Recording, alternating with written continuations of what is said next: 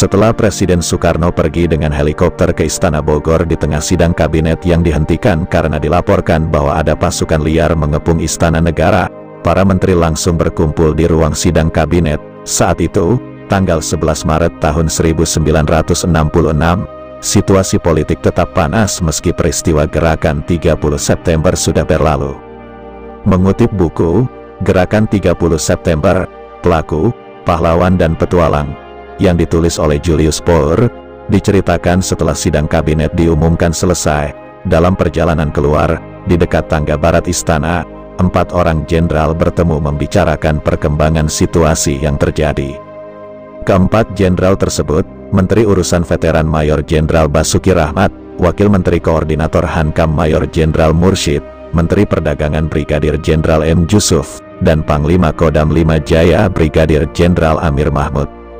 Keempat jenderal itu berbincang mengenai situasi yang baru saja terjadi. Kemudian, Jenderal M. Yusuf, jenderal asal Bugis itu melontar ajakan kepada 3 jenderal yang jadi lawan bicaranya untuk pergi menghadap Presiden Soekarno di Istana Bogor.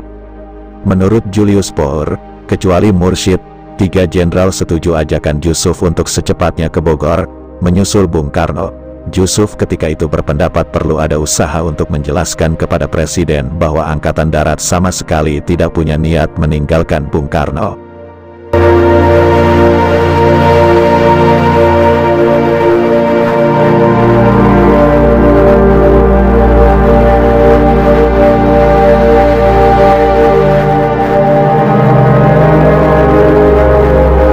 Sebelum berangkat, mereka lebih dulu menemui Letnan Jenderal Soeharto, Menteri Panglima Angkatan Darat yang sedang beristirahat karena sakit, di kediamannya di Jalan Agus Salim. Sampai akhirnya ketiga jenderal itu yakni Jenderal M. Yusuf, Basuki Rahmat dan Amir Mahmud tiba di kediaman Jenderal Soeharto.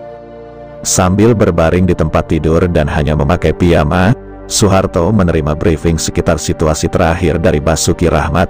Menurut Amir Mahmud, setelah uraian Basuki Rahmat selesai, Jenderal Soeharto memberi komentar. Pertama, sampaikan salam saya kepada Bung Karno. Kedua, Bung Karno tidak usah khawatir, Angkatan Darat tetap akan mempertahankan Pancasila, mengamalkan Undang-Undang Dasar 1945, mengamankan Revolusi Indonesia, dan memelihara keamanan, asal diberi kepercayaan. Selain kata-kata seperti tersebut di atas, Yusuf menyebutkan bahwa Soeharto menambahkan kalimat, bersedia memikul tanggung jawab apabila kewenangan untuk hal itu diberikan kepada dirinya, agar dia mantap untuk melaksanakan stabilitas keamanan dan politik, berdasar Tritura. Sesudah memperoleh jaminan Soeharto, sebagaimana disebutkan di atas, ketiga jenderal tersebut segera berangkat ke Bogor, melewati jalan darat dengan mengemban misi untuk meyakinkan Bung Karno bahwa Angkatan Darat masih tetap memberi dukungan.